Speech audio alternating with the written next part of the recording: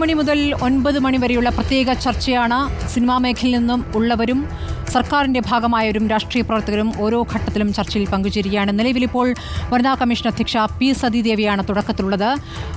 നടി രഞ്ജിനിയുടെ വക്കീൽ അഡ്വക്കേറ്റ് രഞ്ജിത്ത് മാരാരും ഒപ്പമുണ്ട്. വേറെയും അതിഥികൾ അല്പസമയത്തിനകം എത്തിച്ചേരും. ഈ വാർത്ത റിപ്പോർട്ട് ചെയ്ത റോഷി പാൽ, അതായത് ഈ റിപ്പോർട്ട് പുറത്തുവിടാൻ വേണ്ടി വിവരാവകാശ കമ്മീഷനെ സമീപിച്ച ഞങ്ങളുടെ പ്രതിനിധി റോഷി പാൽ തിരുവനന്തപുരത്തു നിന്നും TV പ്രസാദ് എന്നിവരും വിശദാംശങ്ങളുമായി നമ്മോടൊപ്പമുണ്ട്. ആദ്യം അതിഥികളിലേക്ക് പോവുകയാണ്. ആദ്യം ശ്രീമതി സതീദേവി, ഇന്നിപ്പോൾ പുറത്തു വന്നിരിക്കുന്ന ഹേമ കമ്മിറ്റി റിപ്പോർട്ട് ഞെട്ടിക്കുന്ന വിവരങ്ങളാണ് പുറത്തുവിട്ടിരിക്കുന്നത്. അതിൽ ഏറ്റവും പ്രധാനം ലൈംഗിക ചൂഷണം മലയാള സിനിമാ മേഖലയിൽ ലൈംഗിക ചൂഷണം നിലനിൽക്കുന്നു എന്നുള്ളത് തന്നെയാണ്. ഇതിപ്പോൾ ഒരു പഠന റിപ്പോർട്ടാണ്. മേഖലയെ നന്നാക്കാനുള്ള നിർദ്ദേശങ്ങളാണുള്ളത്. പക്ഷേ അതിനപ്പുറം ഒരുപാട് വെളിപ്പെടുത്തലുകളുണ്ട്. ആ വെളിപ്പെടുത്തലുകൾ എന്നുള്ളത് നമുക്കിവിടെ തൊഴിലിടത്തിലെ ലൈംഗികാതിക്രമത്തിൽ ഒരു നടപടിയെടുക്കാനുള്ള നിയമം അവിടെയുണ്ട്. അതിന്മേൽ അപ്പോൾ ചർച്ചയാണോ വേണ്ടത് എന്ന ഏറ്റവും പ്രാഥമികമായ ചോദ്യമാണ് ആദ്യം വരുന്നത്. Shrimati Sathidevi.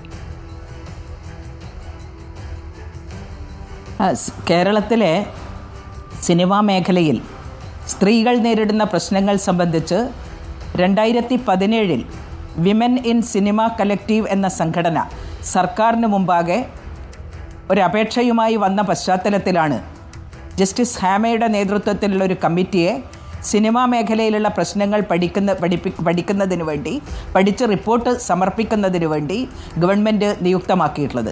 2017 Women in Cinema Collective എന്ന സംഘടന രൂപീകൃതമാകാൻ ഇടയായിട്ടുള്ള സാഹചര്യങ്ങൾ കേരളീയ സമൂഹം മറന്നിട്ടില്ല.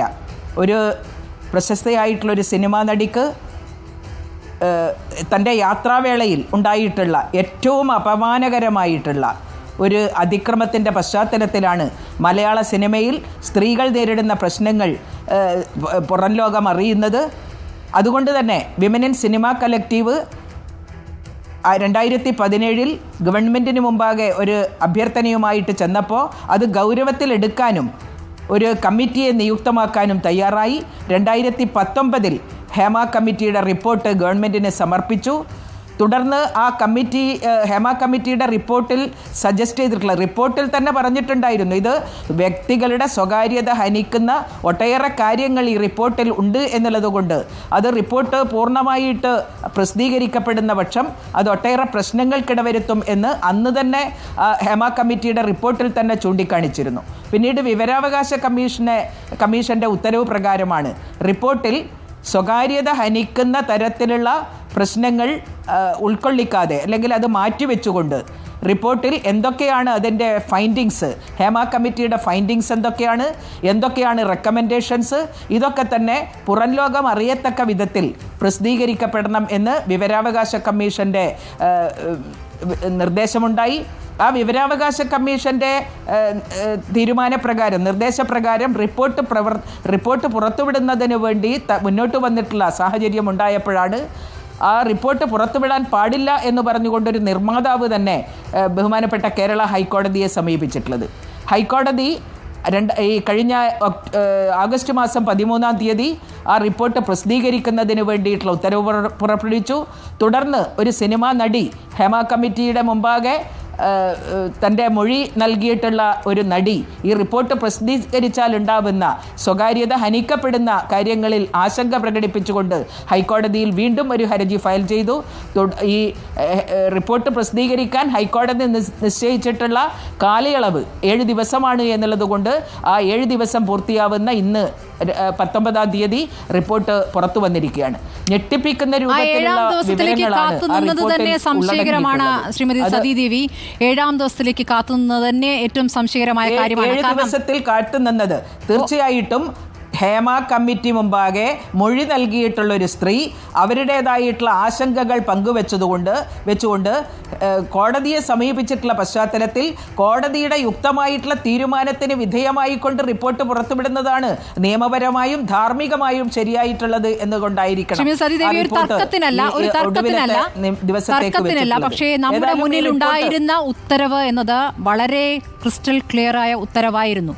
ഹേമ കമ്മിറ്റി റിപ്പോർട്ട് പുറത്തുവിടേണ്ടതുണ്ട്. ഹേമ കമ്മിറ്റി റിപ്പോർട്ട് ഇവിടെ ചർച്ച ചെയ്യേണ്ടതുണ്ട്. മാധ്യമങ്ങളെ ശ്ലാഘിക്കുന്നു. ഈ പൊതുസമൂഹം അത് ചർച്ച ചെയ്യണം എന്ന് തന്നെയായിരുന്നു ആ ഉത്തരവിൽ പറഞ്ഞിരുന്നത്. അപ്പോൾ ഒരു സ്റ്റേ ഉത്തരവില്ലാതെ ഇവരുടെ ഹർജി അവിടെ ഫയലിൽ സ്വീകരിക്കുന്നു എന്നതിനപ്പുറം ഒരു കാര്യവും ഹൈക്കോടതിയിൽ നിന്നുണ്ടാവാത്ത ഘട്ടത്തിൽ അതുകൂടി കേട്ടിട്ടാവാം അവിടെ നിന്നൊരു തടസ്സം വരുന്നെങ്കിൽ ആ തടസ്സം കൂടി വന്നോട്ടെ എന്നൊരു നിലപാടാണ് സർക്കാർ എടുത്തതെന്ന് പറഞ്ഞാൽ അത് നിഷേധിക്കാൻ കഴിയില്ല. ശ്രീമതി സതിദേവി, താങ്കൾക്ക് പറയുന്നതിൽ ചിലപ്പോൾ ചില പരിമിതികൾ ഉണ്ടാകാം, പക്ഷേ സ്ത്രീപക്ഷത്തു നിന്നുള്ള ഒരു നിലപാട് സർക്കാർ ഈ വിഷയത്തിൽ എടുത്തിട്ടില്ല എന്ന് തന്നെ കരുതേണ്ടി വരും. കാരണം 4.5 വർഷമാണ് അതിന്മേൽ അടയിരുന്നത്. ഈ 4.5 വർഷം കൊണ്ട് എത്ര സ്ത്രീകൾ ഈ പീഡനങ്ങളിൽ നിന്ന് അല്ലെങ്കിൽ ചൂഷണങ്ങളിൽ നിന്ന് രക്ഷപ്പെടുമായിരുന്നു എന്നൊരു വിഷയം കൂടിയില്ലേ? സ്മൃതി, ബഹുമാനപ്പെട്ട ഹൈക്കോടതി മുമ്പാകെ ഈ മൊഴി നൽകിയിട്ടുള്ള ഒരു സ്ത്രീ തന്നെ, ഒരു സിനിമാ നടി തന്നെ ഒരു പരാതിയുമായിട്ട് ചെല്ലുന്നു. ആ പരാതിയിൽ അന്തിമമായിട്ട് തീർപ്പ് കൽപ്പിക്കാതെ അത് തീരുമാനം പ്രഖ്യാപിക്കുന്നതിന് വേണ്ടി തിങ്കളാഴ്ചത്തേക്ക് മാറ്റിവെക്കുന്നു. സ്വാഭാവികമായും ധാർമ്മികമായും നിയമപരമായും ആ അന്തിമമായിട്ടുള്ള തീരുമാനം വരുന്നതുവരെ കാത്തിരിക്കുക എന്നുള്ളതാണ് സാമാന്യ നീതിക്ക് നിരക്കുന്ന കാര്യം. അങ്ങനെ ആ സാമാന്യ നീതിക്കനുസരിച്ചാണ് റിപ്പോർട്ട് പുറത്തുവിടാൻ തയ്യാറാണ് എന്ന് സാംസ്കാരിക വകുപ്പിൻ്റെ പ്രഖ്യാപനം വന്നിട്ടുണ്ടായിരുന്നു. അതിനിടയിലാണ് രഞ്ജിനി ഹൈക്കോടതിയെ സമീപിക്കുന്നത്. ഏതായാലും ഹൈക്കോടതിയുടെ ഉത്തരവ് പൂർണ്ണമായിട്ട് നടപ്പിലാക്കിക്കൊണ്ട് ഇന്ന് റിപ്പോർട്ട് പുറത്തു വന്നിരിക്കുകയാണ്. ഹേമ കമ്മിറ്റി തന്നെ പറഞ്ഞത് ഈ നിരവധിയായിട്ടുള്ള സ്ത്രീകളുടെ പ്രശ്നങ്ങൾ കേട്ടപ്പോൾ ഞെട്ടലുണ്ടായി എന്നുള്ളതാണ്. ഈ റിപ്പോർട്ട് പുറത്തു വന്നപ്പോൾ നമ്മളൊക്കെ ആ ഞെട്ടലിൽ നിന്ന് ഇനിയും മോചിതരായിട്ടില്ല. സിനിമാ മേഖലയിൽ നടമാടുന്ന അങ്ങേയറ്റത്തെ സ്ത്രീവിരുദ്ധമായിട്ടുള്ള പ്രവണതകൾ, അത് ലൈംഗികമായിട്ടുള്ള ചൂഷണത്തിൻ്റെ കാര്യത്തിൽ മാത്രമല്ല, ഒരു സ്ത്രീക്ക് പ്രാഥമിക കൃത്യങ്ങൾ നിർവഹിക്കുന്നതിനാവശ്യമായിട്ടുള്ള സൗകര്യങ്ങളില്ല. കിടന്നുറങ്ങാൻ പോലും, ഭയരഹിതമായി കിടന്നുറങ്ങാൻ പോലും പറ്റാത്ത അവസ്ഥ ഷൂട്ടിംഗ് സൈറ്റുകളിൽ ഉണ്ടാവുന്നു. ഒറ്റയ്ക്ക് യാത്ര ചെയ്തുകൊണ്ട് ഷൂട്ടിംഗ് സൈറ്റിൽ എത്താൻ വേണ്ടിയിട്ട് പറ്റുന്നില്ല. കൂടെ ബന്ധുമിത്രാദികളെ കൂട്ടിക്കൊണ്ട് മാത്രമേ ഒരു സ്ത്രീക്ക് പോകാൻ പറ്റുള്ളൂ എന്ന് പറയുമ്പോൾ എത്രത്തോളം ഭയാശങ്കകളോട് കൂടിയിട്ടാണ് സിനിമാ മേഖലയിൽ പ്രവർത്തിക്കുന്ന നമ്മുടെ സഹോദരിമാർ തൻ്റേതായിട്ടുള്ള സർഗവാസനകൾ പ്രകടിപ്പിക്കാൻ അതിനുള്ള ഇടം തേടിക്കൊണ്ട് സഞ്ചരിക്കുന്നത് എന്ന് വലിയ രൂപത്തിൽ ചർച്ച ചെയ്യപ്പെടേണ്ടുന്ന ഒരു വിഷയം തന്നെയാണ്. ഏതായാലും ഹേമ കമ്മിറ്റിയുടെ ഫൈൻഡിങ്സിൽ വളരെ വിശദമായിട്ട് ഈ കാര്യങ്ങളൊക്കെ തന്നെ വന്നിട്ടുണ്ട്. അവർക്ക് തൊഴിലിടത്തിലുള്ള സുരക്ഷിതത്വത്തെ മുൻനിർത്തിയിട്ടുള്ള നടപടികൾ, സേവന വേതന വ്യവസ്ഥകളിൽ ഉണ്ടായിട്ടുള്ള അന്തരം, ലിംഗസമത്വം എന്നുള്ളത് പ്രാവർത്തികമാക്കപ്പെടാത്ത ഒരു ഇടമായിട്ട് നിൽക്കുന്നു എന്നുള്ളത് മാത്രമല്ല, പുരുഷാധിപത്യപരമായിട്ടുള്ള സമീപനം ആ മേഖലയിലുണ്ട്. ക്രിമിനൽ താല്പര്യങ്ങൾ മാത്രം കൈമുതലായിട്ടുള്ള ഒരു മാഫിയ സംഘത്തിൻ്റെ നിയന്ത്രണത്തിലാണ് മലയാള സിനിമ എന്ന് കേൾക്കുമ്പോൾ വളരെയേറെ ഞെട്ടലാണ് നമുക്കെല്ലാം ഉണ്ടായിട്ടുള്ളത്. ആ ക്രിമിനൽ സംഘത്തിൻ്റെ പിടിയിൽ നിന്ന് ഈ മലയാള സിനിമയെ മോചിപ്പിച്ചെടുക്കുന്നതിന് വേണ്ടി സിനിമാ മേഖലയിൽ സ്ത്രീകൾ മാത്രം വിചാരിച്ചു കഴിഞ്ഞാൽ നടപ്പാവുന്ന കാര്യമല്ല. സിനിമാ മേഖലയിൽ പ്രവർത്തിക്കുന്ന എല്ലാ സംഘടനകളും ഈ മേഖലയെ സംരക്ഷിക്കുന്നതിന് വേണ്ടി വളരെ അഭിമാനത്തോടുകൂടി മലയാള സിനിമാ രംഗത്ത് ഒരു സ്ത്രീപക്ഷ കാഴ്ചപ്പാട് നിലനിൽക്കുന്നുണ്ട് എന്ന് പറയാൻ സാംസ്കാരികമായിട്ട് പ്രബുദ്ധതയുള്ള ഒരു സംസ്ഥാനത്താണ് നമ്മൾ ജീവിക്കുന്നത് എന്ന് നിയമനിർമ്മാണത്തിലേക്ക് സർക്കാർ പോവുകയാണ് എന്ന 2022 സഭയിൽ പലതവണ KK രമ അടക്കമുള്ള ജനപ്രതിനിധികൾ അത് ഉന്നയിച്ചിട്ടുണ്ട്. KK രമ പലതവണ ഉന്നയിച്ചു. 2022 KK രമയ്ക്ക് നൽകിയ ഉറപ്പ് നിയമനിർമ്മാണത്തിലേക്ക് കടക്കുന്നു, അതിനുള്ള ചർച്ചകൾ നടക്കുന്നു എന്നുള്ളതാണ്. ഇപ്പോൾ നോക്കൂ, ഈ റിപ്പോർട്ടിന്മേൽ, അതായത് ഈ കോടതിയിലേക്ക് എത്തിയ ഘട്ടം വരെ എത്തിയപ്പോഴുള്ള പ്രശ്നങ്ങൾ, ഒറ്റ മിനിറ്റ് ഞാൻ ചോദ്യം പൂർത്തിയായിക്കോട്ടെ. അപ്പോൾ മന്ത്രി പറഞ്ഞത് ഒരു കോൺക്ലേവ് നടത്താൻ പോകുന്നു, സിനിമാ മേഖലയിലുള്ളവരെ എല്ലാവരെയും വിളിച്ചു ചേർത്ത് ഒരു കോൺക്ലേവ്. ഒരു 15 അംഗ ലോബി, മാഫിയ എന്ന വാക്കാണ് ഈ കമ്മിറ്റിക്ക് മുമ്പാകെ മൊഴി നൽകിയ ചിലർ പറഞ്ഞിരിക്കുന്നത്. മാഫിയ, 15 അംഗ മാഫിയ അവിടെ പ്രവർത്തിക്കുന്നു. ഈ 15 അംഗ മാഫിയയെ വിളിച്ചിട്ടാണോ ഇപ്പോൾ സർക്കാർ ചർച്ച നടത്താൻ പോകുന്നത്?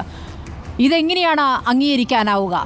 ഇത് ലൈംഗിക ആക്രമണം നടത്തുന്ന, ലൈംഗിക ചൂഷണം നടത്തുന്നവരെ ഇരുത്തിക്കൊണ്ടാണോ അവിടുത്തെ പ്രശ്നപരിഹാരം സാധ്യമാവുക? അവർക്കെതിരെ നിയമ നടപടി അതല്ലേ വേണ്ടത്?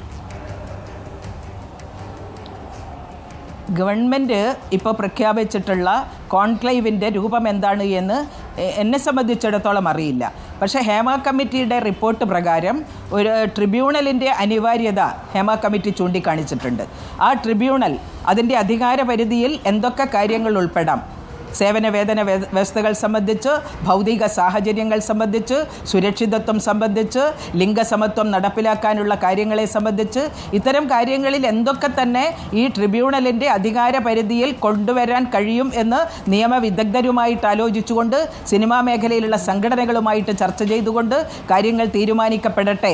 തീർച്ചയായും ഈ ഹേമ കമ്മിറ്റിയുടെ റിപ്പോർട്ട് വന്നതിന് ശേഷമാണ് 2022 സാംസ്കാരിക വകുപ്പ് മന്ത്രി തന്നെ മുൻകൈയെടുത്തുകൊണ്ട് വനിതാ കമ്മീഷനെ അടക്കം വിളിച്ചു ചേർത്ത് സിനിമാ മേഖലയിലുള്ള എല്ലാ സംഘടനകളെയും ചേർത്തുകൊണ്ടാണ് ഈ തിരുവനന്തപുരത്ത് റെസ്റ്റ് ഹൗസിൽ വെച്ച് ഒരു മീറ്റിംഗ് അന്ന് ചേർന്നിരുന്നത്. അന്ന് തുടക്കത്തിൽ എങ്ങനെയാണ് ഈ ഇൻറ്റേർണൽ കമ്മിറ്റികൾ പ്രാവർത്തികമാക്കുക എന്നതിനെക്കുറിച്ച് വലിയ അഭിപ്രായ വ്യത്യാസങ്ങൾ ഉണ്ടായിരുന്നു. ഇൻറ്റേർണൽ കമ്മിറ്റികൾ പ്രവർത്തനക്ഷമമാക്കാൻ കഴിയില്ല എന്നുള്ളതാണ് പ്രൊഡ്യൂസേഴ്സ് അസോസിയേഷൻ ഉൾപ്പെടെ സംഘടനകൾ, അമ്മയുടെ പ്രതിനിധികളടക്കം അന്ന് പറഞ്ഞിട്ടുണ്ടായിരുന്നത്. പിന്നീട് എറണാകുളത്ത് വെച്ച് ഈ സംഘടനകളെയെല്ലാം വിളിച്ചു ചേർത്തുകൊണ്ട് വനിതാ കമ്മീഷന്റെ സാന്നിധ്യത്തിൽ നടന്നിട്ടുള്ള ചർച്ചകൾക്കും ഇടയിലാണ് സിനിമാ മേഖലയിൽ ഇന്റേണൽ കമ്മിറ്റി രൂപീകരിക്കാനുള്ള തീരുമാനമുണ്ടായിട്ടുള്ളത്. ആ തീരുമാനത്തിലേക്ക് എത്തുന്നതിന് വേണ്ടി സാംസ്കാരിക വകുപ്പിൻ്റെ ഇടപെടലുണ്ടായിട്ടുണ്ട്. ഈ ഹേമ കമ്മിറ്റിയുടെ റിപ്പോർട്ടിൽ പ്രധാനപ്പെട്ടിട്ടുള്ള ഒരു നിർദ്ദേശമായിരുന്നു ഈ പരാതി പരിഹാര സംവിധാനം വേണമെന്ന്. അപ്പോൾ നിയമം 2013 നിലനിൽക്കുന്ന തൊഴിലിടങ്ങളിലുള്ള സ്ത്രീകളുടെ ലൈംഗിക ചൂഷണം ഉൾപ്പെടെയുള്ള കാര്യങ്ങൾ സംബന്ധിച്ച് പരിഹാരം കാണുന്നതിന് വേണ്ടിയിട്ടുള്ള നിയമം 2013 നിലവിൽ വന്നിട്ടുണ്ടെങ്കിലും വീണ്ടും ഒരു ദശാബ്ദക്കാലം എടുത്തു നമ്മുടെ സിനിമാ ലോകത്ത് അത് നടപ്പിലാകാൻ. ഈ സിനിമാ ലോകത്ത് ഇത് നടപ്പിലായതിന് ശേഷം സീരിയൽ മേഖലയിൽ ഇത് നടപ്പിലാക്കണമെന്നാവശ്യപ്പെട്ടുകൊണ്ട് ആ മേഖലയിലുള്ള സംഘടനകൾ ഇപ്പോൾ വനിതാ കമ്മീഷനെ സമീപിച്ചിട്ടുണ്ട്. അപ്പോൾ ഇടപെടലിൻ്റെ ഭാഗമായിട്ടാണ്, സർക്കാർ നടത്തിയിട്ടുള്ള ഇടപെടലിൻ്റെ ഭാഗമായിട്ടാണ് ഇപ്പോൾ ഇൻറ്റേർണൽ കമ്മിറ്റികൾ നിലവിൽ വന്നിട്ടുള്ളത്. ഹേമ കമ്മിറ്റി നിർദ്ദേശിച്ചിട്ടുള്ള ഈ ട്രിബ്യൂണലിൻ്റെ രൂപീകരണം നടക്കുന്നതോടെ മലയാള സിനിമാ രംഗത്ത് സമഗ്രമായിട്ടുള്ള ഒരു സിനിമാ നയം രൂപീകരിക്കപ്പെടുന്നതിനും ആ സിനിമാ നയം തീർച്ചയായും മറ്റ് ഭാഷകളിലുള്ള സിനിമകൾക്കടക്കം പ്രചോദനമാവുന്നതിനും ഇടവരും എന്നാണ് ഞാൻ കരുതുന്നത്. ഫലപ്രദമായിട്ടുള്ള ഇടപെടലുകളാണ് ഈ WCCയുടെ ഭാഗത്തു നിന്നുണ്ടായിട്ടുള്ളത്. തീർച്ചയായും ഹേമ കമ്മിറ്റി ഈ റിപ്പോർട്ടിൽ പല ഭാഗങ്ങളിലായി ശ്ലാഘിക്കുന്നുണ്ട്, അഭിനന്ദിക്കുന്നുണ്ട്. കാരണം WCC ഇല്ലെങ്കിൽ ഇതൊന്നുമില്ല, ഈ ഒരു മുന്നേറ്റം, ഈ ഒരു റിപ്പോർട്ട്, ഇതൊന്നും സംഭവിക്കില്ലായിരുന്നു എന്നുള്ളതാണ് അതിൻ്റെ ഏറ്റവും കാതലായ കാര്യം. അഡ്വക്കേറ്റ് രഞ്ജിത്ത് മാരാർ, ഈ റിപ്പോർട്ട് താങ്കൾ വായിച്ചിരിക്കുമെന്ന് ഞാൻ കരുതുകയാണ്. താങ്കൾ രഞ്ജിനിയുടെ വക്കീലാണല്ലോ. റിപ്പോർട്ടിൽ തുടക്കം മുതൽ പറഞ്ഞു പോകുന്ന കാര്യം സ്വകാര്യത സംരക്ഷിക്കുക. ഈ മൊഴിയെടുക്കൽ പോലും എത്രത്തോളം ശ്രമകരമായിരുന്നു എന്ന് ഹേമ കമ്മിറ്റി പറയുന്നുണ്ട്. കാരണം മിണ്ടാൻ ഭയക്കുന്ന ഒരു വലിയ വിഭാഗമാണ് അത്. നടിമാർ, താരങ്ങളാകട്ടെ, ജൂനിയർ ആർട്ടിസ്റ്റുകളാകട്ടെ, അതല്ലെങ്കിൽ സിനിമാ മേഖലയിൽ മറ്റ് മേഖലകളിൽ പ്രവർത്തിക്കുന്ന സ്ത്രീകളാകട്ടെ, ഇവരൊക്കെ തന്നെ പറയാൻ മടിക്കുന്നു, ഭയക്കുന്നു. വന്നു കണ്ടാൽ ആരെങ്കിലും അറിയുമോ, അറിഞ്ഞാൽ ഇനി മുഴുവനായി സിനിമയിൽ നിന്ന് പുറത്തു പോകുമോ എന്ന ഭയമായിരുന്നു. എത്ര സമയമെടുത്തിട്ടാണ് ഓരോരുത്തരിൽ നിന്നും മൊഴി രേഖപ്പെടുത്തുന്നത്, അവരെ ഒരു വിശ്വാസത്തിലെടുക്കാൻ എത്രത്തോളം ശ്രമിച്ചു. ഓരോ ഘട്ടത്തിലും ഈ കമ്മിറ്റി ഉറപ്പ് നൽകുന്നു, നിങ്ങളുടെ സ്വകാര്യത സംരക്ഷിക്കപ്പെടും, നിങ്ങളുടെ പേര് വിവരങ്ങൾ പുറത്തു പറയില്ല, അപ്പുറത്ത് ഈ വേട്ടക്കാരുടെ പേരും പുറത്തു പറയുന്നില്ല എന്ന ഉറപ്പ് നൽകിക്കൊണ്ടാണ് ഈ റിപ്പോർട്ട് തയ്യാറാക്കിയിരിക്കുന്നത്. അപ്പോൾ രഞ്ജിനിക്കും സമാനമായ അനുഭവം ഉണ്ടാകും എന്ന് തന്നെയാണ് ഞാൻ മനസ്സിലാക്കുന്നത്. പ്രധാനപ്പെട്ട വലിയ താരങ്ങൾക്ക് വേണ്ടി അത്രയും ശ്രദ്ധിച്ച് അറിയാത്ത മേഖലയിൽ നിന്ന് സുരക്ഷിതമായ സ്ഥലത്ത് വെച്ച് അവരുടെ മൊഴി രേഖപ്പെടുത്തലടക്കമാണ് നടന്നിട്ടുള്ളത്. പല മൊഴിയെടുക്കലും 10 മണിക്കൂറോളം നീണ്ടിട്ടുണ്ട് എന്നതടക്കമാണ് ഈ ഹേമ കമ്മിറ്റി റിപ്പോർട്ട് ചെയ്തത്. അപ്പോൾ ഇതിൻ്റെ ഒരു പ്രോസസ്സ് കൃത്യമായി രഞ്ജിനിക്കും അറിയാം, രഞ്ജിനിയിൽ നിന്നും മൊഴിയെടുത്തതാണെങ്കിൽ. പിന്നെ എന്തായിരുന്നു അവരുടെ ഭയം, രഞ്ജിത്ത്? രഞ്ജിനിക്ക് 2 കൺസേൺസാണ് ഉണ്ടായിരുന്നത്. രഞ്ജിനിയുടെ കൺസേൺ എന്താണെന്ന് വെച്ച് കഴിഞ്ഞാൽ, ഇതുവരെ ഉണ്ടായിരുന്ന ലോസ് അതെല്ലാമാണ് ജസ്റ്റിസ് ഹേമ കമ്മീഷൻ്റെ റിപ്പോർട്ടിൽ വരുന്നത്. വി ഹാവ് നോട്ട് സീൻ, അതായത് രഞ്ജിനിയോ അല്ലെങ്കിൽ മൊഴി കൊടുത്തോ ആരും ഇത് കണ്ടിട്ടില്ല. ഗവൺമെൻറ്റിൻ്റെ കയ്യിലേക്ക് വന്നു, ഗവൺമെൻറ്റിൻ്റെ കയ്യിലേക്ക് വന്നിട്ട് എന്താണ് പറഞ്ഞേക്കണേന്ന് അറിയില്ല. നമ്മൾ സജസ്റ്റ് ചെയ്ത കുറേ കാര്യങ്ങളുണ്ടായിരുന്നു, നമ്മുടെ കുറച്ച് എക്സ്പീരിയൻസസും ഉണ്ടായിരുന്നു. ഈ രണ്ട് കാര്യങ്ങളും ഒരു സൊല്യൂഷനായിട്ടാണെന്നുണ്ടെങ്കിലും എക്സ്പീരിയൻസിൽ നിന്ന് പറയുന്ന ചില കാര്യങ്ങളാണെങ്കിലും രണ്ടും കോൺഫിഡൻഷ്യൽ ആയിരിക്കും തുടക്കത്തിൽ പറഞ്ഞിട്ടുണ്ടായിരുന്നു. പക്ഷേ നമുക്ക് കൺസേൺ വന്നത് എപ്പോഴാണെന്ന് വെച്ച് കഴിഞ്ഞാൽ ഈ ഓർഡർ കണ്ടു കഴിഞ്ഞപ്പോൾ ആ ഓർഡർ ഇപ്പം നമ്മൾ റിപ്പോർട്ട് നോക്കിക്കഴിഞ്ഞാൽ നമുക്കറിയാൻ പറ്റും കംപ്ലീറ്റ് സാധനം ജസ്റ്റിസ് ഹേമ കമ്മിറ്റി തന്നെ എല്ലാ പ്രൈവസിയും പ്രൊട്ടക്റ്റ് ചെയ്ത് തന്നെയാണ് വന്നേക്കുന്നത്. ഓർഡറിലൊരു പ്രശ്നം ഉണ്ടായിരുന്നത് എന്താണെന്ന് വെച്ച് കഴിഞ്ഞാൽ അത് ഇൻഫർമേഷൻ ഓഫീസറിനോട് നോക്കിയിട്ട് ചെയ്യാൻ വേണ്ടിയിട്ടാണ് പറഞ്ഞിരുന്നത്. അവിടെ നമുക്ക് വലിയൊരു കൺസേൺ ഉണ്ടായിരുന്നു. അദ്ദേഹം പറയുമ്പോൾ ഈ രണ്ടാമത്തെ റിപ്പോർട്ടിലുള്ള കാര്യങ്ങൾ പുറത്ത് കൊണ്ടുവരുമോ എന്നുള്ളൊരു കൺസേൺ കണ്ടമാനം ഉണ്ടായിരുന്നു. നമുക്ക് മാത്രമല്ല നമ്മുടെ കൂടെയുള്ള ഈ പല സ്റ്റേറ്റ്മെൻറ്റ് കൊടുത്ത പല കുട്ടികൾക്കും ഉണ്ടായിരുന്നു, പല ആർട്ടിസ്റ്റുകൾക്കും ഉണ്ടായിരുന്നു. അതാണ് നിങ്ങൾ ശ്രദ്ധിച്ചാൽ അറിയാൻ പറ്റും. പിന്നീട് WCCയിലുള്ള പലരും തന്നെ അത് പിന്നീട് പറയുകയുണ്ടായി രഞ്ജിനി വന്നതിന് ശേഷം. പക്ഷേ ആർക്കും അത് വരാനുള്ള ഒരു ധൈര്യമോ അത് പുറത്ത് വന്ന് എക്സ്പോസ്ഡ് ആയിട്ട് ഞാനും സ്റ്റേറ്റ്മെൻറ്റ് കൊടുത്തിട്ടുണ്ട് എന്നുള്ളത് പറയാനുള്ള ധൈര്യം ഉണ്ടായിരുന്നില്ല. രഞ്ജിനിയെ തന്നെ അത് ഒത്തിരി ഡിസ്കഷൻസിലൂടെയാണ് രഞ്ജിനി ആണെങ്കിലും അങ്ങനെ ഒരു തീരുമാനത്തിലേക്ക് കുഴപ്പമില്ല നമുക്കത് ചലഞ്ച് ചെയ്യാം എന്നുള്ളൊരു അവസ്ഥയിലേക്ക് വരുന്നത്. ഞങ്ങളുടെ കൺസേൺ അതായിരുന്നു. ഈ കൺസേൺ സത്യത്തിൽ റിട്ടപ്പീലിൽ ഡിവിഷൻ ബെഞ്ചിൽ ആ കൺസേൺ ഇല്ലാതാവുകയാണ് ചെയ്തത്. കാരണം എന്താണെന്ന് വെച്ച് കഴിഞ്ഞാൽ ഇവരത് 2 ദിവസം മാറ്റി, ഗവൺമെൻറ് അത് 2 ദിവസം മാറ്റി വച്ചതിന് ശേഷം വി വർ ഇൻഫോംഡ് അങ്ങനെ ഒരു സാധനം അദ്ദേഹമല്ല നോക്കുന്നത്, പകരം ഈ ഹേമ കമ്മിറ്റിയിൽ തന്നെ പറഞ്ഞേക്കണത് തന്നെയാണ് റിപ്പോർട്ട് ചെയ്തത്. എന്നാൽ പോലും നമ്മുടെ കൺസേൺസ് നാളെ ഒരു ആക്ഷൻ എടുക്കണമെന്നുണ്ടെങ്കിൽ നമുക്ക് ആ ആക്ഷൻ എടുക്കാൻ വേണ്ടിയിട്ടാണ് നമ്മൾ ഫൈറ്റ് ചെയ്തുകൊണ്ടിരിക്കണം. ഒന്നാമത്തെ കാര്യം. രണ്ടാമത്തത് എന്താണെന്ന് വെച്ചാൽ നമ്മൾ എന്നും സജസ്റ്റ് ചെയ്തുകൊണ്ട് ഇപ്പം നിങ്ങൾ രഞ്ജിനിയുടെ തന്നെ കൺസേൺ നോക്കും. രഞ്ജിനി വന്ന് സ്വാതി തിരുനാളിൽ അഭിനയിച്ചു, അതിനുശേഷം ചിത്രം സിനിമയിൽ അഭിനയിച്ച് കൊണ്ടിരിക്കുമ്പോൾ ഫസ്റ്റ് ഇയർ ഷിമയുടെ ഒരു 365 ഡേയ്സ് റൺ ചെയ്ത ഒരു മൂവിയിലെ ഹീറോയിൻ ആക്ട്രസ്സാണ് അവർ. ആ ആക്ട്രസ് 1 വർഷം വർക്കില്ല അവർക്ക്. ഇത് എനിക്ക് പല കാര്യങ്ങളും പറയാൻ പറ്റില്ല. ആ വർഷം വർക്കില്ലാത്തത് എന്തുകൊണ്ട് വർക്ക് ഉണ്ടായിരുന്നില്ല ആലോചിച്ച് നോക്കൂ. And she stood four A statement and she was also concern. അവരുടെ ഒരു കൺസേൺ എന്താണെന്ന് വെച്ച് കഴിഞ്ഞാൽ ആ പറഞ്ഞ സാധനത്തിൽ തന്നെയാണോ റിപ്പോർട്ട് വരുന്നതെന്നുള്ളൊരു കൺസേൺ നമുക്ക് എന്നും ഉണ്ട്. അത് സത്യത്തിൽ നമ്മളെ കേട്ടിരുന്നു എന്നുണ്ടെങ്കിൽ നമ്മൾ കൺവിൻസ്ഡ് ആണ്. ഇന്നിപ്പോൾ റിപ്പോർട്ട് വരുമ്പോൾ സത്യത്തിൽ എന്തിനാണ് ഈ എക്സസൈസ് ഈ ജസ്റ്റിസ് കമ്മിറ്റിയിലുണ്ടായിരുന്ന 3 പേർ, ജസ്റ്റിസ് ഹേമ, ബാക്കി 2 പേരും നമുക്കറിയുന്ന 2-3 പേരാണ്. അവർ സമൂഹത്തിൽ ബഹുമാന്യരായ വ്യക്തികളാണ്. ആ കമ്മിറ്റിയുടെ ഉദ്ദേശശുദ്ധിയും നമുക്കറിയാവുന്നതാണ്. അപ്പോൾ പറഞ്ഞതിലപ്പുറം മറ്റെന്തോ എഴുതി ചേർക്കുന്ന 3 പേരാണ് എന്ന് എങ്ങനെ രഞ്ജിനിക്ക് തോന്നും? അങ്ങനെയല്ലല്ലോ. അങ്ങനെ ഞാൻ പറഞ്ഞില്ല. സ്മൃതി ശ്രദ്ധിച്ചതിൽ സ്മൃതിയുടെ മനസ്സിൽ കിടക്കുന്നത് വന്നതാണ്. ഞാൻ അങ്ങനെ പറഞ്ഞിട്ടില്ല. ഞാൻ പറഞ്ഞത് എന്താണെന്ന് വെച്ച് കഴിഞ്ഞാൽ ജസ്റ്റിസ് ഹേമ കമ്മിറ്റി 2 റിപ്പോർട്ടായിട്ട് കൊടുത്തത് അത് ഇൻഫർമേഷൻ ഓഫീസറിന് ഒരു ഡിസ്ക്രിപ്ഷൻ കൊടുക്കുകയാണ് ആ സ്റ്റേറ്റ് ഇൻഫർമേഷൻ കമ്മീഷണർ ചെയ്തത്. അവിടെയാണ് നമുക്ക് ബുദ്ധിമുട്ട് വരുന്നത്. അതാണ് ഹൈക്കോടതിയിൽ ഒരാൾ വന്ന് ചലഞ്ച് ചെയ്തിട്ട് അത് റാറ്റിഫൈ ചെയ്തു സിംഗിൾ ബെഞ്ച്. അവിടെയാണ് നമുക്ക് കൺസേൺ വരുന്നുള്ളൂ. അല്ലാതെ 2019 കൊടുക്കുന്ന റിപ്പോർട്ട് ഇത്രയും വർഷം ഞങ്ങൾ എന്തിനാ ഇവർക്ക് ഇല്ലാന്നുണ്ടെങ്കിൽ ഞങ്ങൾ എന്തിനാണ് വെയിറ്റ് ചെയ്തത്? നമ്മുടെ കൺസേൺ വരുന്നത് ഇൻഫർമേഷൻ ഓഫീസറിന് മാത്രമുള്ള ഡിസ്ക്രിപ്ഷൻ കൊടുക്കുമ്പോഴാണ്. ഇപ്പം നിങ്ങൾ നോക്കിക്കഴിഞ്ഞാൽ അറിയാൻ പറ്റും ആ ജസ്റ്റിസ് ഹേമ ഏത് രീതിയിലാണോ ഈ ഇൻഫർമേഷൻസിനെ റിഡാക്ട് ചെയ്തിരിക്കുന്നത്, ഏത് രീതിയിലേക്കാണോ അത് കൊണ്ടുവന്നിരിക്കുന്നത്, അതേപോലെ തന്നെയാണ് പോകുന്നത്.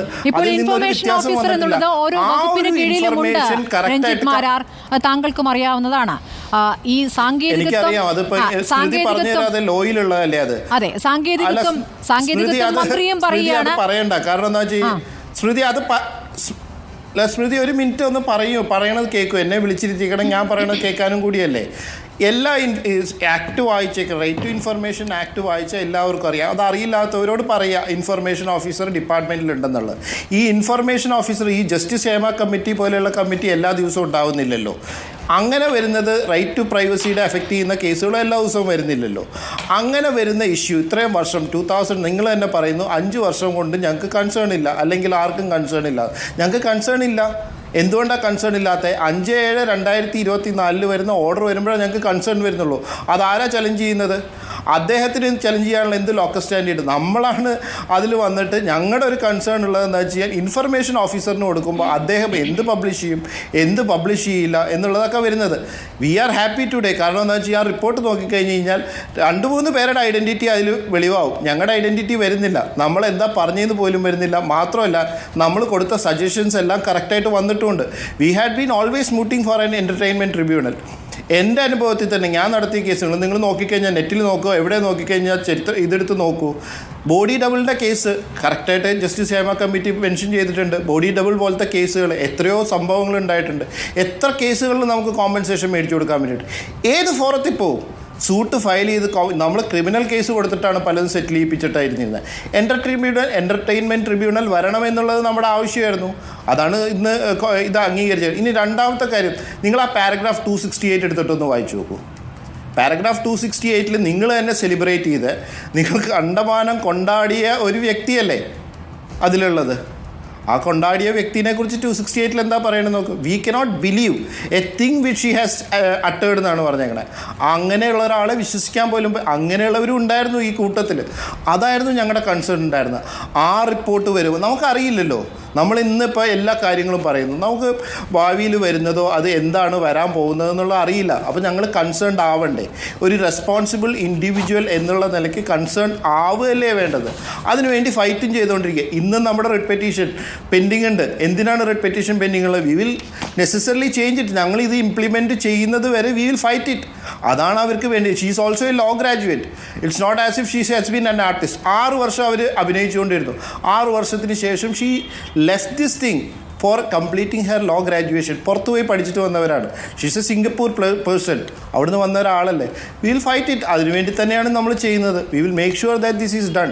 അല്ലാതെ ഈ പാരഗ്രാഫ് 268 നിങ്ങൾ സെലിബ്രേറ്റ് ചെയ്തിരിക്കുന്ന ആ സെലിബ്രിറ്റി അതേപോലെ ഇട്ടിട്ട് പോകാൻ നമ്മൾ ഉദ്ദേശിച്ചിട്ടില്ല. അതാണ് ഞങ്ങളുടെ ഫൈറ്റിൻ്റെ ഉദ്ദേശം. ശരി, ശ്രീമതി സതീദേവി, ഞാൻ നേരത്തെ ചോദിച്ച ചോദ്യം ഒന്ന് ആവർത്തിക്കുകയാണ്. ഇപ്പോൾ ഈ ഡോക്യുമെൻ്ററി തെളിവുകൾ പലരും ഹാജരാക്കിയിട്ടുണ്ട്.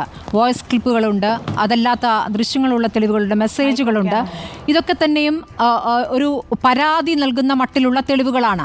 സാധാരണഗതിയിൽ ഈ ലൈംഗിക അതിക്രമത്തിൽ ഒരു റിപ്പോർട്ട് തയ്യാറാക്കാനാണ് ഹേമ കമ്മിറ്റി തയ്യാറായതെങ്കിലും സർക്കാരിൻ്റെ മുന്നിൽ ഇപ്പോൾ എത്തിയിരിക്കുന്നത് ചില വ്യക്തികൾക്കെതിരായുള്ള കൃത്യമായ തെളിവുകളാണ്. ഇപ്പോൾ പുറത്തുവിടാത്ത ഭാഗം, ഞാൻ പറയുന്നത് ഇപ്പോൾ സ്വകാര്യത മാനിച്ചുകൊണ്ട് പുറത്തുവിടാത്ത ഭാഗം സർക്കാരിൻ്റെ മുന്നിലുണ്ടല്ലോ, വകുപ്പിനറിയാമല്ലോ. അപ്പോൾ അതിന്മേൽ നടപടി ഉണ്ടാകേണ്ടതല്ലേ? ഇതിൽ വനിതാ കമ്മീഷൻ്റെ നിലപാട് എന്താണ്?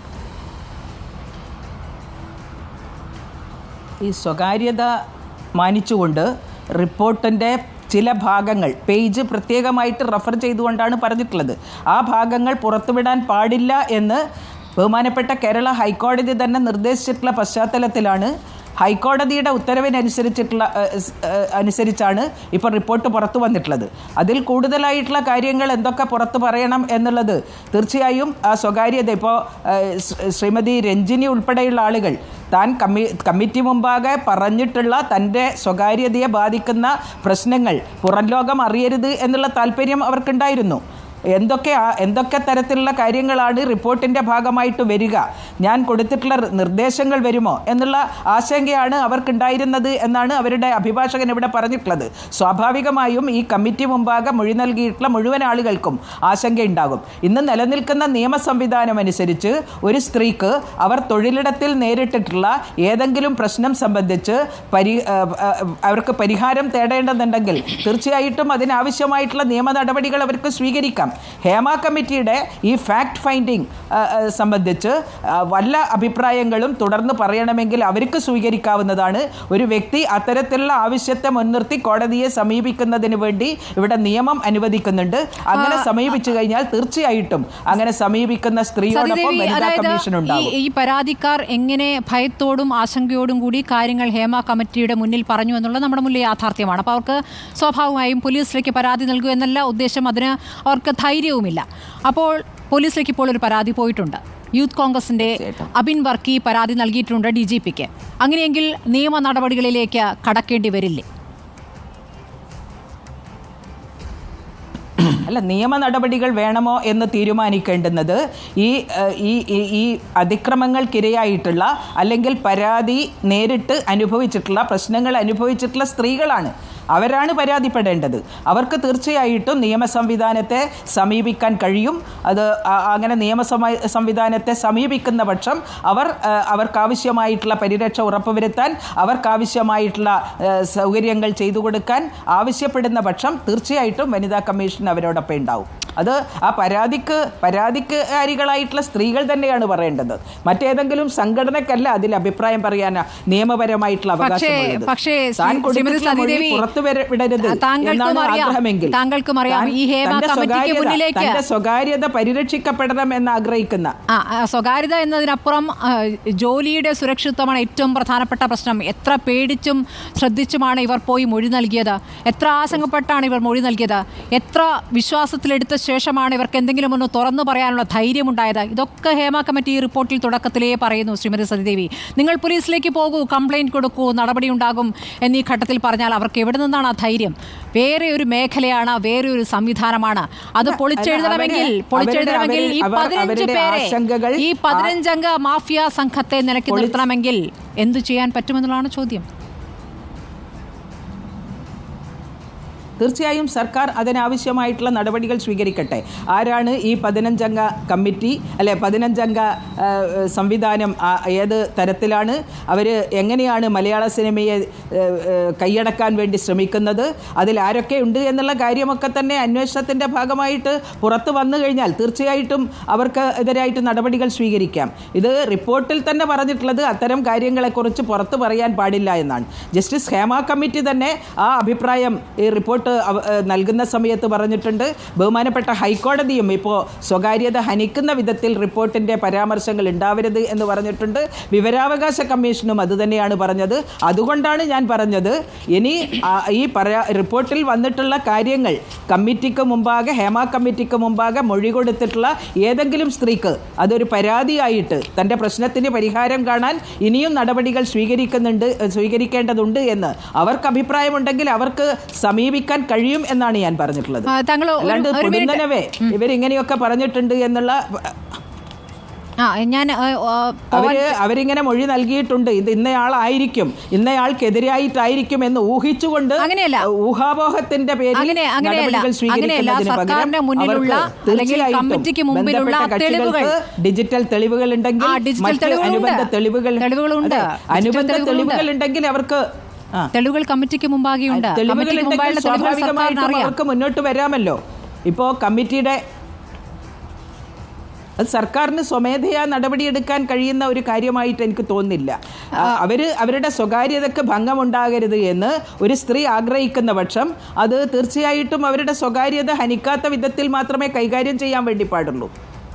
അവർക്കത് പുറത്തു വിടണം. പരാതിപ്പെട്ടു കഴിഞ്ഞാൽ മാത്രമേ നിയമ നടപടികൾ സ്വീകരിക്കാൻ. താങ്കൾക്ക് പോകാൻ തിടുക്കമുണ്ടെന്ന് അറിയാം, പക്ഷേ ഒരു മിനിറ്റ് കേട്ടില്ല. 7:45 വരെ താങ്കൾ ഉണ്ട് എന്ന് അറിയുന്നു. സന്തോഷം. ശ്രീമതി സതിദേവി, താങ്കളോട് ബാക്കിയുള്ള പാനലിസ്റ്റുകൾക്കും ചോദ്യമുണ്ട്. 7:30 പോകണം. ഒരു ഇത്തിരി നേരം കൂടെ എനിക്ക് ട്രെയിനിന് പോകേണ്ടതാണ്. ഒരൊറ്റ മിനിറ്റ്, 2 ചോദ്യം ധന്യയ്ക്കും ചോദിക്കാനുണ്ട്, രഞ്ജിത്ത് മാരാർക്കും. ധന്യ രാജേന്ദ്രൻ, എനിക്ക് തോന്നുന്നു ധന്യ സാങ്കേതിക പ്രശ്നമുണ്ട്, ധന്യയിലേക്ക് എത്താം. രഞ്ജിത്ത് മാരാർ, നേരത്തെ ശ്രീമതി സതിദേവി സംസാരിക്കുമ്പോൾ താങ്കൾ കൈപൊക്കുന്നുണ്ടായിരുന്നു, ചോദിച്ചോളൂ. സന്ദീപയുടെ ഒരു കാര്യം പറഞ്ഞിരുന്നു, അതായത് പരാതിക്കാർക്ക് പരാതി ഉണ്ടെങ്കിൽ സമീപിക്കാമെന്നുള്ളത്. നമ്മൾ മനസ്സിലാക്കേണ്ട ഏറ്റവും ഇമ്പോർട്ടൻ്റ് ആയിട്ടുള്ള കാര്യം എന്ന് വെച്ചാൽ ഈ പരാതിക്കാരൊന്നും ഫ്രണ്ടിലേക്ക് വരാൻ തയ്യാറല്ല. അത് തയ്യാറല്ലാത്തത് കൊണ്ടിട്ടാണ് ഇങ്ങനെ ഒരു റിപ്പോർട്ടിൽ കറക്റ്റായിട്ട് പറയുന്നുണ്ട്. തുടക്കം മുതലേ പറഞ്ഞു പോകുന്നുണ്ട്, ഇവരാരും വരാൻ പോലും തയ്യാറായിട്ടിരുന്നില്ല. അവർക്ക് എല്ലാ രീതിയിലുമുള്ള പ്രൊട്ടക്ഷൻ, പ്രൈവസിയുടെ പ്രൊട്ടക്ഷൻ കൊടുത്തത് കൊണ്ട് മാത്രമാണ് ഇത്രയെങ്കിലും സ്റ്റേറ്റ്മെൻറ്റ്സ് ഞങ്ങൾക്ക് എടുക്കാൻ പറ്റിയെന്നുള്ളത് കമ്മിറ്റിയിൽ പറയുന്നുണ്ട്. മാത്രമല്ല ഇതിൻ്റെ ഫുൾ എവിഡൻസസ് ഈ സർക്കാരിൻ്റെ മുമ്പിലുണ്ട്. അപ്പോൾ സർക്കാരിൻ്റെ ഇത് പുറത്തേക്ക് പബ്ലിഷ് ചെയ്യാതെ തന്നെ അതുമേ സുമോട്ടോ ആക്ഷൻ ഇനീഷ്യേറ്റ് ചെയ്യാൻ പറ്റും. അത് ചെയ്യുകയാണ് വേണ്ടത്. എന്നിട്ടാണ് ഇതിനെ ഈ കമ്മിറ്റിയുടെ റിപ്പോർട്ടിനെ ഫലവത്താക്കേണ്ടത്. അല്ലെങ്കിൽ നമുക്കിതെല്ലാം ചെയ്യാം, ഇതൊക്കെ ചെയ്യണമായിരുന്നു എന്നുള്ള റിപ്പോർട്ട് മാത്രം കിട്ടിയിട്ട് കാര്യമില്ല. അതിൽ വരുന്ന കോൺസിക്വൻസുകളായിട്ട് ആക്ഷൻ ഉണ്ടാവും എന്ന് പറയുമ്പോൾ മാത്രമാണ് ഈ എടുത്ത എക്സസൈസസ് എല്ലാം ഒരു ഫ്രൂട്ട്ഫുള്ളായിട്ട് വരുള്ളൂ. എനിക്ക് തോന്നുന്നു ധന്യം ആ സമയത്ത് തന്നെയാണ് ധന്യം കൈ കാണിച്ചത്. Probably she also wanted two point this out. ഒരു പരാതിക്കാരിയും ഒരു സ്ഥലത്തും പരാതി കൊടുക്കാൻ തയ്യാറല്ലാത്തത് കൊണ്ടിട്ടാണ് നമുക്കൊരു കമ്മിറ്റി തന്നെ വയ്ക്കേണ്ടി വന്നതുള്ളതാണ് എൻ്റെ ഒരു ഞാൻ മനസ്സിലാക്കുന്നത് റിപ്പോർട്ട് വായിക്കുമ്പോൾ. അത് ഇനീഷ്യേറ്റ് ചെയ്യാനുള്ള കപ്പാസിറ്റിയും പവറും ആർജവും നമ്മുടെ വിമൻസ് കമ്മീഷനുണ്ട്. അത് മേഡത്തിനായിട്ട് പ്രത്യേകം പറ്റുകയും ചെയ്യുമെന്നുള്ളതാണ് ഞാൻ മനസ്സിലാക്കുന്നത്. അത് നമ്മുടെ എല്ലാവരുടെയും ഒരു റിക്വസ്റ്റ് കൂടിയാണ്. അത് ചെയ്യുന്നില്ല. ഇത് തന്നെയാണ് ധന്യയും probably Dhanya was also finding it out. ആ ഭാഗമാണ് ധന്യ ഇതിൽ കാണിക്കാൻ ശ്രമിച്ചതെന്നാണ് ഞാൻ മനസ്സിലാക്കുന്നത്. ശരി, ശ്രീമതി സതീദേവി മറുപടി പറയാമെങ്കിൽ പറഞ്ഞ ശേഷം. അപ്പോഴും ഈ സ്വകാര്യതയെ അതെ ഈ സ്വകാര്യതയെ ഹനിക്കുന്ന നീക്കമായിട്ടത് മാറില്ലേ എന്നുള്ളതാണ് എൻ്റെ സംശയം. സ്വകാര്യത ഹനിക്കാൻ പാടില്ല എന്ന് ഒരു സ്ത്രീ ആഗ്രഹിക്കുന്ന പക്ഷം തനിക്ക് പറയാനുള്ള കാര്യങ്ങൾ വളരെ കോൺഫിഡൻഷ്യൽ ആയിട്ടാണ് ഹേമ കമ്മിറ്റി മുമ്പാകെ പറഞ്ഞിട്ടുള്ളത് എന്നുള്ളത് കൊണ്ട് അതിൻ്റെ മുകളിലൊരു നടപടി വേണം എന്ന് തീർച്ചയായിട്ടും അവർക്ക് ബന്ധപ്പെട്ട അധികാര സ്ഥാപനങ്ങളെ സമീപിക്കാവുന്നതാണ്. ഇപ്പോൾ ഇനി ട്രിബ്യൂണൽ ഉണ്ടാകുന്ന പക്ഷം അത്തരം കാര്യങ്ങൾ ട്രിബ്യൂണലിന് കൈകാര്യം ചെയ്യാൻ വേണ്ടി പറ്റും. എത്രയും പെട്ടെന്ന് ഒരു ട്രിബ്യൂണൽ ഈ പ്രശ്നങ്ങളാകെ തന്നെ കൈകാര്യം ചെയ്യാൻ ഉതകുന്ന അധികാരമുള്ള ഒരു സംവിധാനം നാട്ടിൽ നിലവിൽ വരട്ടെ എന്നാണ് ഞാൻ പ്രത്യാശിക്കുന്നത്. വനിതാ കമ്മീഷനെ ഏതൊരു സഹോദരിയും സമീപിക്കുന്ന പക്ഷം ഇന്ന പ്രശ്നത്തിൻ്റെ മുകളിൽ നടപടി വേണം എന്ന് അവർ പറയുന്ന പക്ഷം അവരുടെ സ്വകാര്യത അവർ ആരാണ് എന്ന് പോലും പറയാതെ അതിൻ്റെ ആവശ്യമായിട്ടുള്ള നടപടികൾ സ്വീകരിക്കാൻ വനിതാ കമ്മീഷൻ തയ്യാറാകും എന്ന് ഉറപ്പ് നൽകുകയാണ്. ശരി, വളരെ നന്ദി ശ്രീമതി പി സതീദേവി, വനിതാ കമ്മീഷൻ അധ്യക്ഷ, ഈ ഘട്ടത്തിൽ ഈ ചർച്ചയിൽ പങ്കെടുത്തത്. ഹേമ കമ്മിറ്റി റിപ്പോർട്ടിലെ നിർദ്ദേശങ്ങൾ അത് നടപ്പാക്കേണ്ടതുണ്ട്, അതിന് സർക്കാരിന് സാധിക്കും, സർക്കാർ അതിന് പ്രതിജ്ഞാബദ്ധമാണ് എന്നാണ് വനിതാ കമ്മീഷൻ അധ്യക്ഷ പ്രതികരിച്ചിരിക്കുന്നത്. ഞാൻ ലിബർട്ടി ബഷീറിലേക്ക് പോവുകയാണ്. നിർമ്മാതാവ് ശ്രീ ലിബർട്ടി ബഷീർ, നിർമ്മാതാക്കളും സംവിധായകരും പ്രധാനപ്പെട്ട താരങ്ങളും അടങ്ങിയ 15 അംഗ കോക്കസ്, ഒരു പ്രത്യേകതരം മാഫിയ ഇവിടെ പ്രവർത്തിക്കുന്നു. അവരാണ് ഇവിടെ എല്ലാ തീരുമാനങ്ങളും എടുക്കുന്നത്. ക്രിമിനൽ ബാക്ക്ഗ്രൗണ്ടുള്ള ഒരു വലിയ സംഘമായി അത് മാറിയിരിക്കുന്നു. ഇവിടുത്തെ നമ്മുടെ രാജ്യത്തെ നിയമ സംവിധാനങ്ങളൊന്നും ഇവർക്ക് ബാധകമല്ല. അവർ പറയുന്നതിനനുസരിച്ച് സിനിമാ മേഖല പോകും. അവർക്കെതിരെ ഒന്ന് പ്രവർത്തിച്ചാൽ അത് സ്ത്രീയാകണമെന്നില്ല. ഒരു നോട്ടം കൊണ്ട് പോലും അവർക്ക് ഇഷ്ടപ്പെടാത്തൊരു കാര്യമുണ്ടായാൽ അവർ സിനിമാ മേഖലയിൽ നിന്ന് ഔട്ടാകും. അങ്ങനെയാണോ ഈ മലയാള സിനിമ? സ്മൃതി, ഈ 15 പേരോ 20 പേരോ അടങ്ങുന്ന എനിക്ക് തോന്നുന്നു പ്രൊഡ്യൂസേഴ്സ് അസോസിയേഷനിലും ഡിസ്ട്രിബ്യൂട്ടേഴ്സ് അസോസിയേഷനിലും നമ്മുടെ ഫെഫ്കയിലും എല്ലായിട്ട് കുറച്ച് ആൾക്കാരുണ്ടാവും. അത് 5 പേരല്ല 10-100 പേരുണ്ടാവും. അവരെ മാഫിയ സംഘം എന്ന് പറയുന്നതിന് ഞാൻ യോജിക്കുന്നില്ല. കാരണം അവരെ നിയന്ത്രണത്തിലാണ് മലയാള സിനിമ കാലാകാലങ്ങളായിട്ട് അതാത് അപ്പം വരുന്ന അംഗങ്ങൾ, പ്രൊഡ്യൂസേഴ്സിൽ വരുന്ന മാറി വരുന്ന സംഘടനകൾ, ഡിസ്ട്രിബ്യൂട്ടേഴ്സ് വരുന്ന മാറി വരുന്ന സംഘടനകൾ, ഫെഫ്കയിൽ വരുന്ന മാറി വരുന്ന സംഘടനാ നേതാക്കന്മാർ, അവരുടെ കീഴിലാണ് എപ്പോഴും മലയാള സിനിമ നിയന്ത്രിച്ച് കൊണ്ടുപോയത്. അത് അവരുടെ നിയന്ത്രണത്തിൽ നിന്ന് നമുക്ക് മാറ്റാൻ വേണ്ടി പറ്റില്ല. ഞാൻ വിചാരിച്ചാലും പറ്റില്ല, ഞാൻ സംഘടനയിലുണ്ടായാലും ഞാൻ വിചാരിച്ചാൽ പറ്റില്ല. എനിക്ക് ഒരു കാര്യം പറയേണ്ട സ്മൃതി, ഈ ഇപ്പോൾ 2017 നമ്മുടെ ഈ ഹേമ കമ്മിറ്റി വന്നത്. അതിനു മുമ്പ് 2012 വർഷത്ത് അടൂർ ഗോപാലകൃഷ്ണൻ കമ്മിറ്റി ഇതേ ഒരു റിപ്പോർട്ട് കൊടുത്തിട്ടുണ്ട്. അന്നും പറഞ്ഞിട്ടുണ്ട് ഗവൺമെൻറ്റിൻ്റെ കയ്യിൽ ഈ തീരുമാനങ്ങൾ ഉണ്ടാകണം, ഗവൺമെൻറ്റിലേക്ക് നിയമം വരണം, അന്ന് ട്രിബ്യൂണൽ വേണം. ഇതേ ആവശ്യങ്ങൾ ഉന്നയിച്ചിട്ട് അവിടെ അന്ന് എനിക്ക് തോന്നുന്നു VS അച്യുതാനന്ദൻ്റെ ഭരണകാലത്തായിരുന്നു. അപ്പോൾ അതെല്ലാം അതും അവിടെ അടയിരിക്കുന്നുണ്ട്. ഇതും കഴിഞ്ഞ 5 വർഷമായിട്ട് അടയിരിക്കുന്നുണ്ട്. അവിടെ ഒന്നും ചെയ്യില്ല. ഇപ്പോൾ നമ്മുടെ ടീച്ചർ സജിദേവി ടീച്ചർ പറഞ്ഞ മാതിരി വേറെ ഒന്നും നടക്കാൻ പോകുന്നില്ല. ട്രിബ്യൂണൽ വന്നാലും വേറെ ഒന്നും ഒരു ചുക്കും വിടാതെ സംഭവിക്കാൻ പോകുന്നില്ല.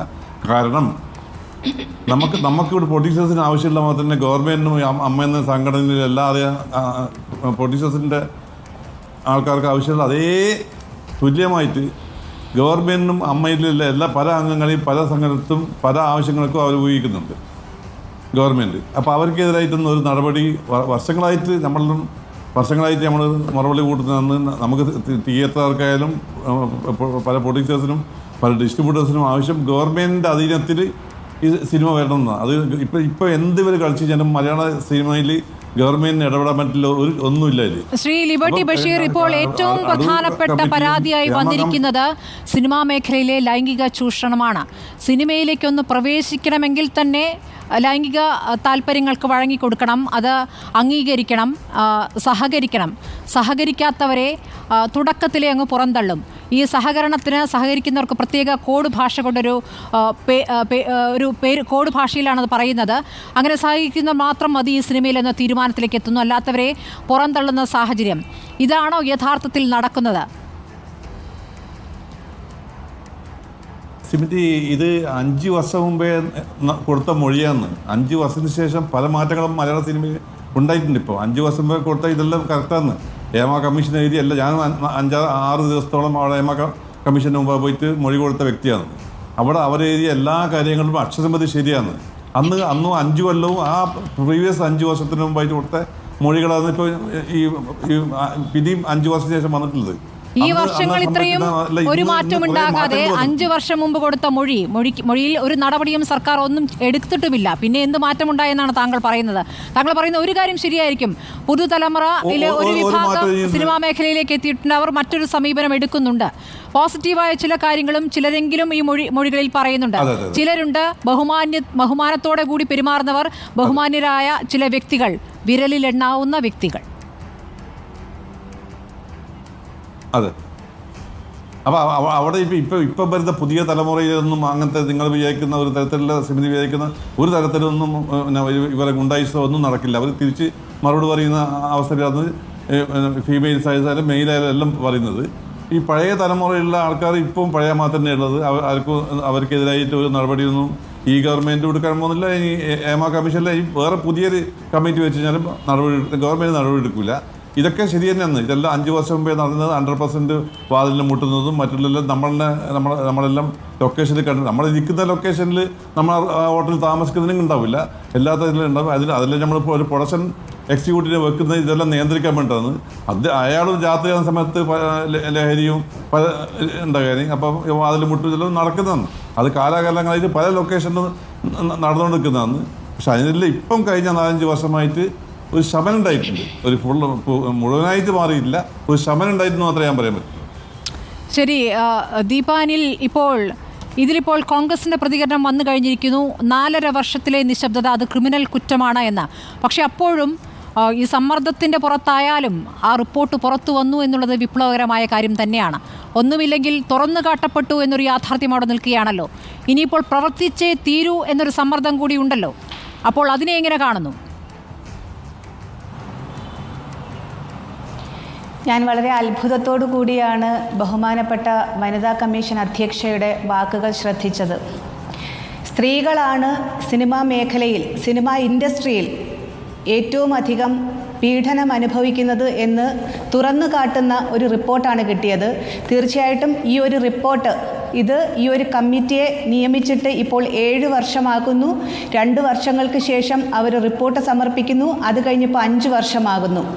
ഇത്രയധികം സീരിയസ് ആയിട്ടുള്ള ഗൗരവതരമായിട്ടുള്ള സ്ത്രീകളോടുള്ള ഒരു ലൈംഗികപരമായിട്ടുൾപ്പെടെയുള്ള അത്രത്തോളം തുറന്നെഴുതുന്ന ഒരു റിപ്പോർട്ട് ഒരു കമ്മിറ്റി സമർപ്പിക്കണമെങ്കിൽ അതിൽ മൊഴി കൊടുത്തിട്ടുള്ളവർ, അവരോട് ചെന്ന് സംസാരിച്ചിട്ടുള്ളവർ എത്രത്തോളം അവരോട് തുറന്ന് പറഞ്ഞിട്ടുണ്ടാകുമെന്നുള്ളത് നമ്മൾ ആലോചിക്കണം. ഒരു റിപ്പോർട്ടിൽ ഇത്രയധികം തുറന്ന ഒരു റിപ്പോർട്ട്, ഇത്രയധികം ഒരു മറയുമില്ലാതെ നമുക്ക് എല്ലാം മനസ്സിലാക്കാൻ പറ്റുന്ന ഭാഷയിലുള്ള ഒരു റിപ്പോർട്ടാണ് വന്നേക്കുന്നത്. എന്ന് വെച്ചാൽ അതൊരു മാനസികമായ വ്യാപാരത്തിൻ്റെ തുറന്നെഴുത്താണ് ഈ റിപ്പോർട്ടെന്ന് പറയുന്നത്. ഇത്രയധികം പ്രാധാന്യമുള്ള ഗൗരവമേറിയ ഒരു റിപ്പോർട്ട് 5 വർഷം അത് പൂഴ്ത്തിവെച്ചതിൻ്റെ ഉത്തരവാദിത്വം ഈ ഗവൺമെൻറ്റിന് തന്നെയാണ്. ഇതിൽ പ്രതിസ്ഥാനത്ത് നിൽക്കുന്ന, 1ാം സ്ഥാനത്ത് നിൽക്കുന്നത് ഇപ്പോഴത്തെ ഈ സർക്കാരും സാംസ്കാരിക വകുപ്പ് മന്ത്രിയും മുഖ്യമന്ത്രിയുമാണെന്നുള്ളതിന് യാതൊരു സംശയവുമില്ല. അത് ന്യായീകരിക്കുന്ന തരത്തിലുള്ള, അതൊന്നും പരാമർശിക്കാത്ത ഒരു സംസാരമായിരുന്നു ഇപ്പോൾ ഇവിടെ വനിതാ കമ്മീഷൻ അധ്യക്ഷയും നടത്തിയത്. ഞാനിവിടെ ശ്രദ്ധിക്കുകയായിരുന്നു, പരാതിക്കാർക്ക് പരാതി ഉണ്ടെങ്കിൽ അത് പരിഗണിക്കും, അതിനെതിരെ കേസെടുക്കുകയോ മറ്റും ചെയ്യുമെന്ന്. ഇത്രയധികം തുറന്ന ഒരു റിപ്പോർട്ട് കിട്ടിയിട്ട് ജനങ്ങളോട് വിളിച്ചു പറയണം. എന്തിനും ഒരു സുതാര്യത വേണ്ടേ? നാളെ ഇങ്ങനെ ഒരു കാര്യം വരാതിരിക്കണമെങ്കിൽ ഇന്ന് കുറ്റകൃത്യം ചെയ്തവർ സമൂഹത്തിന് മുന്നിൽ ശിക്ഷിക്കപ്പെടണം. ഇത് 5 വർഷം മുൻപുണ്ടായ ഒരു റിപ്പോർട്ടാണ്. അതിനുശേഷം വന്നവരൊക്കെ വലിയ മിടുക്കരാണ്, അവരെല്ലാവരും പ്രതികരിക്കുന്നവരാണ്. അതുകൊണ്ട് ഇന്ന് മലയാളം സിനിമയിൽ ഇത് സംഭവിക്കുന്നില്ല എന്ന് ഞാൻ വിശ്വസിക്കുന്നില്ല. തീർച്ചയായിട്ടും ഇന്നും മലയാള സിനിമയിൽ ഒരുപക്ഷെ ഇത്രയുമോ ഇതിലധികമോ നടക്കുന്നു എന്ന് വിശ്വസിക്കുന്ന ഒരാളാണ് ഞാൻ. ഈ ഒരു റിപ്പോർട്ട് കാണുമ്പോൾ 2-2.5 മണിക്കൂർ നമ്മൾ പൈസ കൊടുത്ത് നമ്മുടെ ഒരു വിനോദത്തിനുള്ള ഒരു ഉപാധി എന്ന രീതിയിൽ നമ്മൾ പോയി കാണുന്ന സിനിമ, സമൂഹത്തിലെ തിന്മകൾക്കെതിരെ യുദ്ധം ചെയ്യുന്ന നായകന്മാർ അല്ലെങ്കിൽ നിയമപാലകർ എന്ന രീതിയിൽ നമ്മൾ ആ ഒരു വേർഷനിൽ നമ്മൾ കാണുന്ന, പ്രതീകാത്മകമായി കാണുന്ന കുറേ ആൾക്കാർ അവരുടെ ഒരു ലോബി ഇങ്ങനെ സമൂഹത്തിൽ ഇത്രയധികം തിന്മകൾ നടത്തിക്കൊണ്ട് നമ്മുടെ ഇടയിൽ പ്രവർത്തിക്കുന്നു, നമ്മുടെ ഇടയിൽ ജീവിക്കുന്നു എന്നുള്ള ഭീകരമായ ഒരു റിപ്പോർട്ടാണിത്. ഇത് ഈ പറയുന്നത് പോലെ ഇത് നടക്കും, ഇനിയും നടക്കും, ഒന്നും സംഭവിക്കാൻ പോകുന്നില്ല എന്നുള്ള രീതിയിൽ ഒരു സമീപനമാണ് ഇതിനെന്നുണ്ടെങ്കിൽ ദൂരവ്യാപകമായിട്ടുള്ള പ്രത്യാഘാതങ്ങളായിരിക്കും ഇതിനുണ്ടാകാൻ പോകുന്നത്. ഇതൊരു വ്യവസായം തന്നെയാണ്. സിനിമ എന്ന് പറയുന്നത് എന്താണ് പറയുന്നത്? ഫിലിം ഇൻഡസ്ട്രി എന്ന് തന്നെയാണ് ഇതിനെ പറയുന്നത്. ഒരു വ്യവസായത്തിന് വേണ്ട എന്തെങ്കിലും നിയമപരമായിട്ടുള്ള മാനദണ്ഡങ്ങൾ ഈ ഒരു ഇൻഡസ്ട്രിയിൽ നടക്കുന്നുണ്ടോ എന്ന് നമ്മൾ നോക്കണം. ഒരു പെട്ടിക്കട നടത്തുന്നവനെ പോലും ഫൈൻ അടിക്കുകയും അവിടെ ചെക്കിങ്ങിന് പോവുകയും ചെയ്യുന്ന ഗവൺമെൻറ് സിനിമ എന്ന് പറയുന്ന ഇത്രയധികം ഒരു പൈസ ചെലവാക്കുന്ന അല്ലെങ്കിൽ മറ്റ് പല രീതിയിലും മിസ്യൂസ് ചെയ്യപ്പെടാവുന്ന ഒരു മേഖലയിൽ എന്ത് ഇടപെടലാണ് ഗവൺമെൻറ് നടത്തുന്നത്? നമുക്കറിയാം, നമ്മൾ ഇതൊക്കെ കേട്ടിട്ടുണ്ട്, പലരും പറയുന്നത് കേട്ട്, എനിക്കിതൊക്കെ അറിയുന്നതാണ്, ഇതിലെനിക്ക് പുതുമയൊന്നും തോന്നുന്നില്ല എന്നൊക്കെ വളരെ ഒരു നാണോ ഇല്ലാതെ എന്ന് ഞാൻ പറയും, ഒരു നാണോ ഇല്ലാതെ പറയുന്ന മുതിർന്ന സിനിമാ പ്രവർത്തകരെ പലരെയും വാക്കുകൾ ഇന്ന് കേട്ടു. എന്ത് സംസ്കാരമാണ് ഇതിലുള്ളത്? ഇതൊക്കെ എന്ന് പറഞ്ഞു കഴിഞ്ഞാൽ സാംസ്കാരിക കേരളം ലജ്ജിക്കുകയാണ് ഇവരുടെയൊക്കെ വാക്കുകൾക്ക് മുന്നിൽ നിന്ന് പറയാണ്. ഒരു സ്ത്രീ എന്ന നിലയിൽ ഞാൻ പറയുകയാണ്, നാളെ സിനിമാ മേഖലയിലേക്ക് ഏതെങ്കിലും കുട്ടികളെ വിടാൻ മാതാപിതാക്കൾ അവരുടെ മനസ്സുകൊണ്ട് ആഗ്രഹിക്കുകയോ അല്ലെങ്കിൽ അനുവദിക്കുന്ന ഒരു രീതിയാണോ ഇത്? ഇതിൽ സുതാര്യമായിട്ടുള്ള 15 പേരടങ്ങുന്ന ഒരു പവർ ഗ്രൂപ്പ്, ഒരു മാഫിയ സിനിമയിലുണ്ടെന്ന് പറയുമ്പോൾ സിനിമ എന്ന് പറയുന്നത് സമൂഹത്തിൻ്റെ ഉത്തരവാദിത്വം കൂടെയാണത്. അത് പുറത്തു കൊണ്ടുവരണം എന്നുള്ളത്, അതിൽ സുതാര്യത വേണം. 15 പേർക്ക് ഞാൻ പറയട്ടെ, ഇത്രയധികം മോശം കാണിക്കുന്ന ഈ ഒരു വലിയ ഒരു സാംസ്കാരിക രംഗത്ത് നിലനിൽക്കുന്ന ഒരു കലയെ ഇത്രയധികം മോശമാക്കുന്നവരെ എന്തിൻ്റെ പേരിലാണ് മുഖം മൂടിയിട്ട് നിർത്തേണ്ടതെന്ന് എനിക്ക് മനസ്സിലാകുന്നില്ല. തീർച്ചയായിട്ടും അവരെ സമൂഹത്തിന് മുന്നിൽ കൊണ്ടുവരണം. ഇനി വരുന്നവരെങ്കിലും ആ ഒരു രീതിയിലേക്ക് പോകാതിരിക്കാനുള്ള ഒരു നിയമ നടപടിയാണ് ഇതിലേക്ക് വേണ്ടത്. അതിനൊപ്പം തന്നെ 5 വർഷം ഈ റിപ്പോർട്ട് പൂഴ്ത്തിവെച്ച ഗവൺമെൻറ്റിന് ഇതിൽ കൃത്യമായ ഉത്തരവാദിത്വമുണ്ട്. മറുപടി പറയാനുള്ള ബാധ്യത മുഖ്യമന്ത്രിക്കുണ്ട്.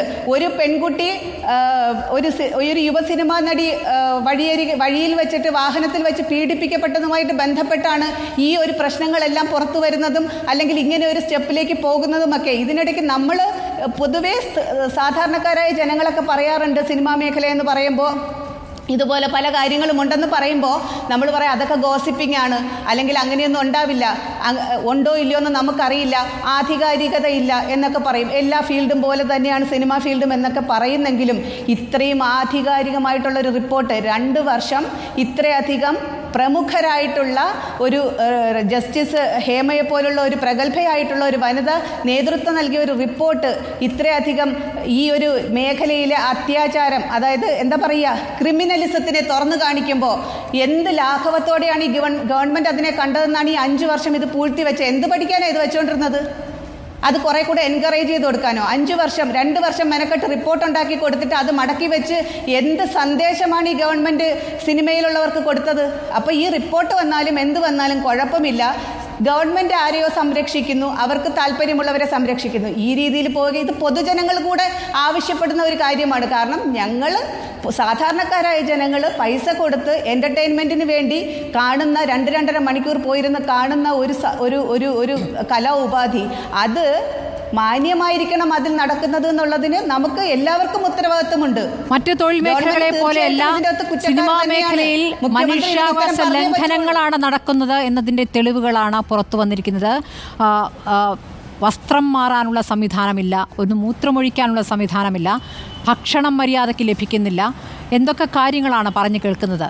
ഇങ്ങനെയാണ് സിനിമാ മേഖലയിൽ നടിമാർ അല്ലെങ്കിൽ ജൂനിയർ ആർട്ടിസ്റ്റുകൾ പോയി അഭിനയിക്കുന്നത്. ഇതാണ് സാഹചര്യം. ഇതൊക്കെ ഇന്ന് തുറന്നു കാട്ടപ്പെട്ടിരിക്കുകയാണ്. 5 വർഷം മുൻപ് നൽകിയ മൊഴികൾ ഇപ്പോൾ പുറത്തു വരുമ്പോൾ സർക്കാർ ഇനി കോൺക്ലേവ് വിളിക്കാനിരിക്കുന്നു. ഈ പീഡകരെ കൂടി വിളിച്ചു ചേർത്തുകൊണ്ട് നമുക്ക് എന്ത് ചെയ്യാൻ പറ്റുമെന്ന ആലോചനയിലേക്ക് സർക്കാർ കടക്കുന്നു എന്നുള്ളതാണ്.